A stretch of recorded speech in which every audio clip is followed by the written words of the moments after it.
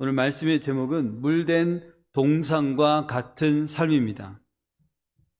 물된 동산, 생각만 해도 마음이 푸근해지지 않습니까? 물을 머금고 있는 푸른 동산입니다. 푸른 잎사귀들이 바람에 흔들립니다. 촉촉한 흙냄새가 코끝을 스칩니다. 누가 봐도 생명력이 충만한 곳입니다. 물줄기가 끊임없이 흘러내리는 그런 풍경이 또 생각이 납니다. 이 물된 동산은 주변의 모든 것에 생명력과 활력을 더하여 줍니다. 나무는 그늘을 들이우고 열매를 맺습니다. 또 물은 흘러가면서 메마른 대지를 적십니다. 갈증난 모든 사람들의 목을 적셔줍니다. 우리도 이 물된 동산과 같이 살 수 있습니다. 물된 동산과 같은 이 삶은 우리가 받는 축복을 나누어주는 삶이기 때문입니다. 어렵지 않죠? 나누면 됩니다. 하나님께서는 이런 삶을 통해 우리를 더욱 풍성하게 하시겠다고 약속하십니다. 물된 동산이 되기 위해서 무엇을 머금고 또 어떻게 무엇을 흘러보내야 되는지 한번 살펴보겠습니다. 무엇을 머금어야 됩니까? 첫 번째는 긍휼을 머금어야 됩니다. 긍휼이란 거죠. 또 다른 표현으로는 공감입니다. 공감. 하나님의 성품 가운데 우리가 가장 붙들어야 될 성품이 있다면 다름 아닌 이 긍휼입니다. 이 세상의 모든 사람들은 하나님의 긍휼이 필요합니다. 왜냐하면 예수 그리스도의 그 십자가의 사랑이 그들에게 필요하기 때문입니다. 헬리나우에는 이 긍휼을 이렇게 정의합니다. 고통받는 자의 마음을 이해하시는 공감 능력. 공감이란 말이죠. 고통받는 사람들에게 어떤 충고도 아무런 도움이 되지 않습니다. 공감만이 그에게 위로가 됩니다. 오래된 드라마죠. 다모에서 제 마음에 감동을 주는 대사가 있었습니다. 아프냐? 나도 아프다. 세대가 바로 보이네요. 아프냐? 너도 아프다. 나도 아프다. 옆에 계신 분들에게 한번 말씀 나누겠습니다. 아프냐? 나도 아프다. 바로 공감이 되죠. 아무나 반말하면 안 되는데, 그렇죠? 공감, 그렇죠? 얼음장 같은 차가운 마음을 녹이는 겁니다. 공감은 다친 마음도 활짝 열게 합니다. 행복한 공동체는 공감이 풍성한 공동체입니다. 다른 말로 긍휼이 풍성한 공동체입니다. 오늘 본문에 보니까 금식이란 말이 나옵니다. 하나님께서 기뻐하시는 금식에 관한 이야기 나오는데 단순히 이 곡기를 그 음식을 끊는 것이 아니라 하나님이 기뻐하시는 음식은 억압받는 자들을 긍휼히 여기고 고통받는 이웃을 돕는 것을 말합니다. 하나님을 기쁘게 하는 것, 그 모든 것을 지칭하고 있습니다. 당시 이스라엘 백성들은 금식을 많이 했습니다. 금식은 목적이 하나님의 뜻에 순종하기 위한 것인데 금식을 하면서도 또는 예배를 드리면서도 또는 기도를 많이 한다고 자랑하면서도 그들은 하나님의 뜻을 어기며 살았습니다. 왜냐하면 같은 동족을 착취했기 때문입니다. 억압했다는 거죠. 예루살렘에도 그 당시에 많은 이스라엘 사람 노예가 있었습니다. 동족이 노예인 겁니다. 포로 생활에서 귀환했으니 가진 게 없는 사람들은 더욱더 가난해지죠. 꿈을 가지고 희망을 가지고 예루살렘에 돌아왔건만 늘어나는 것은 빚뿐이었습니다. 채무를 감당하지 못한 이스라엘 백성들은 결국 동족의 노예가 되었던 것입니다. 율법에는 이렇게 이스라엘 사람, 동족이 빚이나 가난 때문에 스스로 종이 되었다면 6년 동안만 섬기고 7년째에는 자유롭게 풀어주라고 말하고 있습니다. 그런데 동족이 노예가 됐는데 율법이 이렇게 말하는데 안 풀어주는 겁니다. 그러니 그들이 지금껏 해왔던 예배나 기도와 금식은 그냥 보여주기식이란 것입니다. 하나님 말씀에 순종할 마음이 1도 없다는 것입니다. 이스라엘의 이 많은 부자들은 율법을 존중하지 않았고 지키지도 않았고 여전히 계속 가난한 자들을 억압하는 사람들이었습니다. 왜 이렇게 같은 동료를 억압하는 겁니까? 이 부자들은 돈에 대한 욕심을 포기할 수 없는 겁니다. 종살이 하다가 고향에 돌아와서 한몫 단단히 챙기고 싶은 겁니다. 이때를 놓칠 수 없다는 거죠. 땅값이 내려갔을 때 저렴한 땅을 왕창 매입하고 우량주가 바닥을 쳤을 때 왕창 매수하는 것, 그런 것인 것 같습니다. 돈 벌기에 혈안이 되어 있으니 공감이니 사랑이니 율법이니 하는 것은 그들에게 우스운 겁니다. 그러나 성경은 반드시 이렇게 말합니다. 긍휼히 여기라. 긍휼히 여기라고 말합니다. 마가복음 1장에는 세상으로부터 버림받은 한 사람의 이야기가 나옵니다. 나병 환자죠. 이 나병 환자, 예수님께 간절히 도움을 구하며 무릎을 꿇고 간청합니다. 주님, 원하시면 저를 깨끗하게 하실 수 있습니다. 예수님께서 그 나병 환자를 보고 어떤 마음을 품었을까요? 불쌍한 마음이 드는 겁니다. 너무 안타까운 거죠. 그래서 예수님께서 말씀하십니다. 내가 원하노니 깨끗함을 받으라. 예수님은 긍휼이 풍성하신 하나님이십니다. 그래서 종종 제가 쓰는 말이 있습니다. 예수님은 긍휼 덩어리이시다. 예수님이 십자가에 못 박힌 것, 그의 동력은 긍휼에 근거하는 것이었습니다. 우리를 향한 긍휼한 마음, 하나님 말씀에 대한 순종이 예수님께서 골고다 언덕길을 지나 십자가에 못 박힐 수 있는 그 힘이 되었습니다. 이렇게 우리를 지극히 만극히 사랑한 예수님께서는 나병 환자를 고쳤습니다. 나병은 그 즉시로 완벽하게 깨끗하게 나음을 입었습니다. 다윗을 한번 보십시오. 다윗도 한때는 밧세바를 범하고 그의 남편을 치졸한 방법으로 죽였습니다. 하나님께서 나단 선지자를 통해 심하게 질책했습니다. 그날 그 질책을 받고 다윗은 처절하게 무너졌고 철저하게 하나님 앞에 회개했습니다. 다윗이 붙잡았던 것이 무엇입니까? 하나님의 긍휼입니다. 시편 51편 1절입니다. 우리 함께 읽어보겠습니다. 하나님이여 주의 인자를 따라 내게 은혜를 베푸시며 주의 많은 긍휼을 따라 내 죄악을 지워 주소서. 다윗이 이와 같이 하나님의 긍휼을 붙잡았기에 회개할 수 있었고 용서함을 받을 수 있었습니다. 우리가 IMF 때 돈 많은 사람들, 부자들이죠. 또는 외국 투자자들은 이때를 놓치지 않고 강남의 노른 땅을 매입했다고 합니다. 우리나라 대표 우량주도 저렴한 가격에 매입했고요. 98년도에 보니까 이 생활고로 자살한 수가 97년도에 비해서 약 2,000명이 늘었다고 합니다. 그러니 IMF 때 전년도에 비해서 2,000명이나 넘는 사람이 죽음을 선택했다는 것입니다. 부유한 사람들은 이때를 놓치지 않고 재산을 늘리기에 급급했습니다. 생명을 끊는 사람들에게 큰 관심을 두진 않았습니다. 사업 실패로 직장을 잃고 고통 가운데 있는 그들의 마음에 그 소리, 고통 신음소리를 큰 관심을 갖지 않았습니다. 어떻게 하면 성도가 가슴 아픈 소리를 내는 그들의 소리를 들을 수 있을까? 그것은 긍휼한 마음으로 금식도 하고 긍휼한 마음으로 예배를 드리고 긍휼한 마음으로 기도를 하나님 앞에 올려드려야 된다는 것입니다. 그래야 이웃의 흐느끼는 소리가 내 귀에 들리는 겁니다. 그리고 그래야 내가 갖고 있는 것이 하나님의 것이니 그것을 마음껏 내 이웃과 나눌 수 있는 것입니다.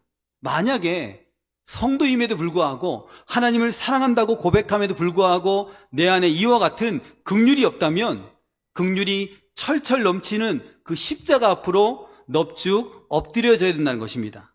십자가 그 앞에서 주님의 보혈로 씻김을 받고 우리에게 생명 주신 그 크신 우리 하나님의 사랑을 맛보아야 됩니다. 사랑하는 여러분, 예수 그리스도의 그 십자가의 사랑으로 다른 사람을 긍휼히 여기는, 타인의 아픔에 적극적으로 공감하는 우리 언양교회 모든 성도님들 되시기를 바랍니다.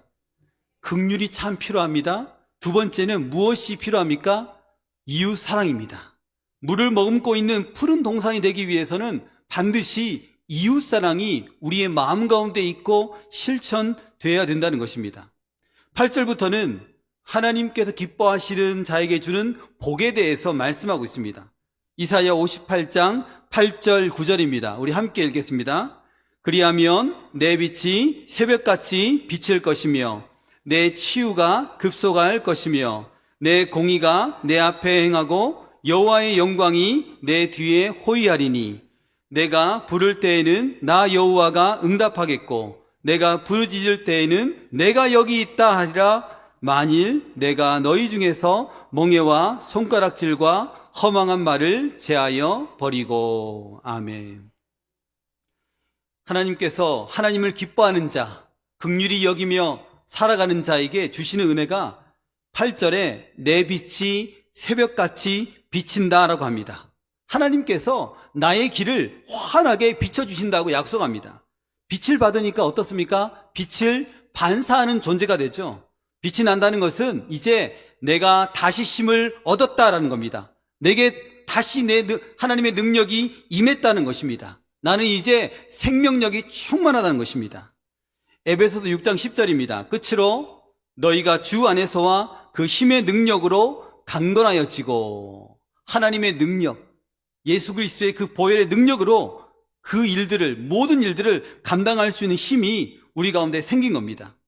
우리는 반드시 모든 일을 하든지 간에 예수 그리스도의 그 능력 가지고 해야 된다는 거죠. 나의 능력, 나의 힘, 그거 부족하다는 것입니다. 그것 가지고 안 된다는 것입니다. 저희 아이들이 무서운 영화를 보면 항상 잠들 때 이불을 푹 뒤집어 씁니다. 이것도 귀신으로 보이고 저것도 귀신으로 보이고 꿈을 꿔도 귀신에게 쫓기는 꿈을 꾸고, 믿음이 한참 부족한지 아니면 아직도 되게 어린지. 어리네요, 어리기는. 7살이고 이제 중학교라니까 많이 어립니다. 이럴 때 혹시라도 화장실에서 불 다 끄고 자는데 샴푸통이 떨어지기로 하면 쿵 하면 애들이 기겁을 합니다. 그러면 제가 이렇게 말합니다. 얘들아, 예수님은 모든 귀신들 그 위에 있는 분이야. 그 귀신들을 멸하는 분이거든. 기도하면 두려움도 사라지고 귀신도 주랭랑을 친단다. 이렇게 말하려고 합니다. 안 했더라고요, 보니까. 주님의 일을 감당하는 다면 사실은 두려움이 없어야 되죠. 용기를 가지고 예수 그리스도의 능력 가지고, 야 귀신이야 너 아무것도 아니야, 예수의 이름을 명하노니 떠나갈지어다. 그렇죠? 저는 그런 거 많이 했거든요. 어르신들이 막 가르쳐줬어요. 청년 때. 야, 뭐 무서우면 무조건 예수 그리스도의 이름을 명하노니 귀신아 물러가라 물러가라. 근데 정말 물러갔나요? 정말 그렇게 꿈에서도 막 선포하고 하니까 그런 일들이 벌어지더라고요. 그래서 올해도 우리에게 있는 모든 사역도 마찬가지로 주님의 능력을 가지고 기쁨으로 감당했으면 좋겠습니다. 또 두 번째 뭐라고 합니까? 내 치유가 급속할 것이며. 이 말씀이 너무 좋았어요. 생명 대신 주님의 빛이 우리 가운데 공급되니 우리 마음과 육체의 치유가 급속히 일어난다는 것입니다. 이 약속이잖아요. 약속을 믿고 기도하는 게 필요합니다. 또 내 공의가 내 앞에 행할 것이며, 하나님께서 우리의 앞길을 공의로 인도하신다고 합니다. 또 뭐라고 합니까? 여호와의 영광이 내 뒤에 호위하리라. 여호와의 영광이 너의 뒤에서 지켜주니까 원수들이 너를 공격할 수 없다라고 말하고 있습니다. 그리고 9절에 너무 은혜로운 말씀, 내가 부르짖을 때에 나 여호와가 응답하겠다라고 약속하십니다. 주님, 주님, 주님 하면 주님이 내가 여기 있다 라고 주께서 응답하신다는 약속입니다. 약속은 지켜지잖아요. 하나님께서 약속하신 것은 반드시 지켜지잖아요. 약속을 믿고 주님의 이름을 부르짖는 겁니다. 이런 모든 축복의 근원은 바로 예수 그리스도께 있습니다. 요한복음 8장 12절에 보면 예수님은 나는 세상의 빛이다 라고 말씀합니다. 예수님께서 우리의 모든 죄를 짊어지고 십자가에 설리신 보혈로 인해서 너희들은 어둠에서 빛으로 옮겨졌다라고 약속하고 있습니다.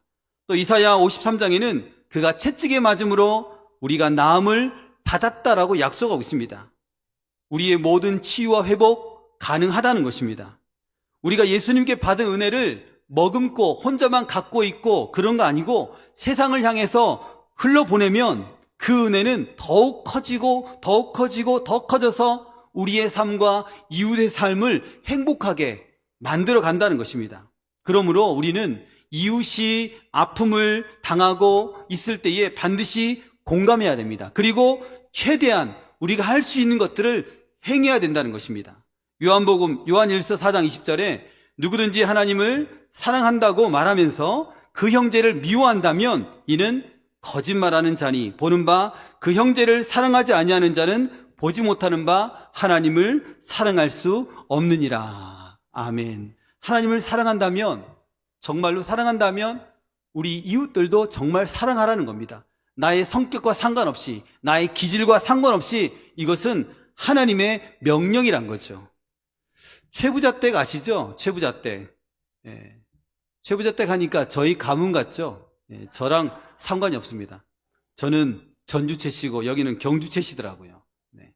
조선 후기부터 12대에 걸쳐서 참 부유하면서도 나눔과 섬김의 삶을 실천한 집안이라고 합니다. 참 잘 알고 있는 내용 있죠? 그들은 사방 백리, 백리면 한 40km 되겠죠? 백리 안에 굶는 사람이 없게 하라. 이 말이 사실은 너무 좋은 말인 것 같아요. 가운을 따라서 그들은 식량을 나누었습니다.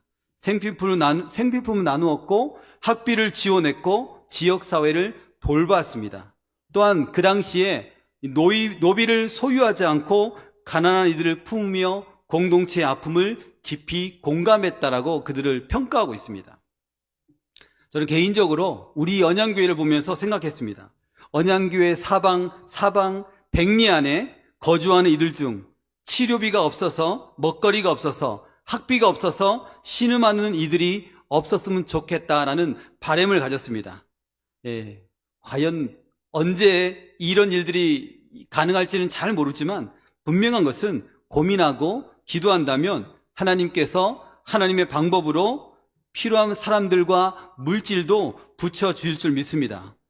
사랑하는 여러분, 나만을 위해 기도하는 것 하나님 바라지 않습니다. 이제는 나만을 위해 기도하는 것뿐만 아니라 주변 이웃을 돌아보며 기도하라고 하나님 말씀하십니다. 예배 전후 만나는 모든 분들에게 환한 미소로 맞이해 주시길 바랍니다. 그래야 예배 때 은혜를 더 받습니다. 이 말씀이, 담임 목사님 말씀이 참 너무 은혜롭고 성령 충만하고 하지만 플러스 우리가 환대하면서 그들의 마음을 더 아름답게 만들어줄 때, 토양을 잘 만들어줄 때 주일날 더 큰 은혜를 받을 수 있다는 것입니다. 또한 아픈 성도들에게 죽 한 그릇 전해주십시오. 감동을 받습니다. 마음이 푸근해집니다. 누군가가 나의 간절한 기도 제목을 내놓았을 때, 받았을 때 진심으로 기도해 주시길 바랍니다. 정말 하나님께서 기뻐하십니다. 하나님께서 그 사랑의 손길에 더 큰 은혜와 축복으로 응답하실 줄 믿습니다. 또 이와 같이 물을 머금었다면, 푸른 동산이 되기 위해서 그러면 머금었다, 거기에 머물러야 됩니까? 아닙니다. 흘러 보내는 것 반드시 필요합니다. 하나님은 약속하십니다. 너는 물된 동산 같겠고 물이 끊어지지 아니하는 샘 같을 것이라. 이사야 58장 11절입니다. 한 번 더 읽겠습니다. 여호와가 너를 항상 인도하여 메마른 곳에서도 내 영혼을 만족하게 하며 내 뼈를 견고하게 하리니 너는 물된 동산 같겠고 물이 끊어지지 아니하는 샘 같을 것이라. 아멘. 물된 동산, 아까 도입부에 말씀드렸죠. 물이 풍성하게 공급되는 곳, 언제나 푸르른 곳, 생명력이 충만한 곳, 그 생명력이 내 주위의 사람들에게 뻗어가서 선한 영향력을 행사하는 곳. 바라기는 우리 모두가 이 물된 동산 같은 생명력이 충만한, 그리고 이 생명력을 마음껏 나누는 모든 성도님들이 되시기를 바랍니다. 물이 끊어지지 않는 샘, 얼마나 귀합니까? 물이 부족한 곳에서는 이것만큼 귀한 게 없습니다. 그런 샘은 마르지 않고 계속 흘러 모든 이들의 이 갈증을 시원하게 적셔줍니다. 바다에는 참 신기한 자연현상이 있지 않습니까? 밀물과 썰물입니다. 바닷물이 천천히 들어옵니다. 그러다가 어느 순간 철썩철썩 소리를 내며 넘실넘실 거립니다. 이런 걸 보면서 야, 어떻게 바닥에 아무것도 없었는데 그냥 마른 땅이었던 것 같은데 물이 들어와서 이렇게 가득 채울까? 어떻게 이렇게 넘실넘실 거릴까? 마음이 웅장해집니다. 그런데 그 물이 넘치기 전에 이 또 바닷물이 조용히 빠져나갑니다. 그런 걸 보면서 제 마음속에는 또 뭉클해집니다. 밀물과 썰물을 보며 우리 하나님께서 매일 우리에게 차고 넘칠 정도로 은혜를 부어주시는 게 생각이 나더라고요. 이렇게 넘실넘실거리는 은혜를 주시는데 그 은혜를 나 혼자만 갖고 있으라고 주는 게 아니구나. 이 은혜를 넘치기 전에 흘러보내라고 내게 주신 거구나라는 생각을 하게 됩니다. 얼마나 많은 은혜를 지금껏 받아오셨습니까? 얼마나 많은 하나님의 사랑을 받아오셨습니까? 받은 그 사랑, 받은 그 은혜를 내 가족과 친구, 그리고 이웃과 나눌 때 그 사랑과 그 은혜는 배가 되고 내 마음도, 우리의 마음도 더욱 풍성해진다는 것입니다. 김삼환 목사님이 이 교회의 한 장군 집사님의 이야기를 한 적이 있습니다. 그는 군대에서 별을 달았다고 합니다. 장군이 된 겁니다. 그가 이렇게 말했습니다. 저같이 부족한 사람을 장군이 되게 해주셔서 정말 감사합니다. 모든 영광을 하나님께 돌립니다. 어쩌면 성도니까 이런 고백 당연한 것 같아 보입니다. 그런데 여기서 머물지 않고 또 고백합니다. 우리 하나님께서 저를 장군이 되게 하셨으니 이제 영적으로도 장군이 되도록 노력하겠습니다. 이렇게 고백했다는 것입니다. 너무 멋있더라고요. 영적으로 장군이 되겠습니다. 멋있는 말이더라고요. 그리고 그분이 별을 달고 또 달았다고 합니다. 그런데 김삼환 목사님이 일본 집회에 갔을 때 그분을 보게 되었는데 그 집사님께서 그 일본 선교지에 선교사로 와 계신 것입니다. 세상 별을 다 버리고 영적인 별, 하나님이 기뻐하시는 별을 달기 위해서 이제는 선교사로 헌신하고 계셨던 것입니다. 군 보고마를 위해서 온 생애를 헌신했더니 하나님께서 그에게 선교사라는 하나님의 큰 축복으로 또 다른 길을 응답하고 열어주신 겁니다. 강주민 목사님은 이렇게 고백합니다. 축복은 머무르지 않고 흘러갈 때 가장 빛이 난다. 축복이 흘러가는 통로가 될 때 그 축복은 계속해서 새롭게 채워진다라고 고백하고 있습니다. 우리는 받은 축복을 나누며 하나님의 은혜가 세상에 확산되도록 노력해야 될 의무가 있습니다. 그럴 때 하나님께서 이와 같이 축복을 계속해서 새롭게 우리의 삶 가운데 채워주신다는 것입니다. 하나님은 우리의 삶을 메마른 땅에서도 물된 동산처럼 변화시키시기를 원합니다. 지금 비록 우리의 현실이 답답하고 막막하고 답답하고 가진 것이 아무것도 없어 보일지라도 반드시 주님을 의지하고 긍휼한 마음을 가지고 이웃을 사랑한다면 우리 성령 하나님께서 우리의 마음에 큰 은혜와 능력 주셔서 물된 동산 같은 삶을 살게 하신다는 것입니다. 이 축복은 우리의 삶을 그렇게 살아갈 때 하나님께서 열게 해주시고 가능하다는 것입니다. 사랑하는 여러분, 말씀을 정리하겠습니다. 진심으로 바라는 겁니다. 진심으로 바라기는 물된 동산 같은 삶, 물이 끊어지지 않는 샘 같은 삶을 우리 모두가 살기를 바랍니다. 벌써 이 말을 제가 3번 이야기했습니다. 3번 했다는 말은 중요하단 말이죠. 그리고 진짜 바란다는 말입니다. 그래서 그런 삶으로 고통받는 자를 긍휼히 여기며 이웃을 진심으로 사랑하고 받은 은혜를 마음껏 우리 주와 그리스도를 위해서, 사랑하는 성도들 위해서, 우리의 이웃들을 위해서 흘러보내서 하나님이 기쁘시게 하는 우리 모두가 되시기를 축원합니다.